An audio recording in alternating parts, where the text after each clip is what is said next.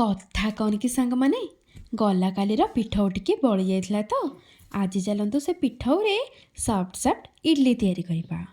बिरी चाउल पिठौ प्रस्तुतिर वीडियो जदि आपण माने देखि नाहंती मु डिस्क्रिप्शन बॉक्स रे लिंक दे देछि, आपण माने जे निहाती देखि नेबे।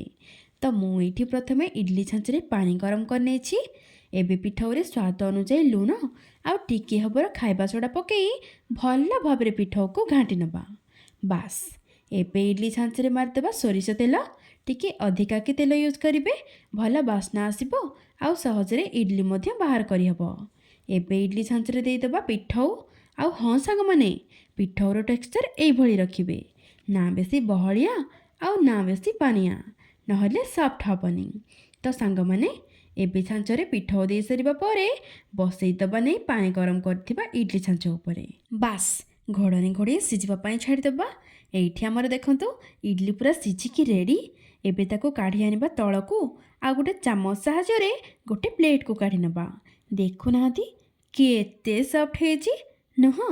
तो गरम गरम इडली सांगरे आलू मटर घुगुनी मोर तो सकाळ टिफिन पूरा जमी गला।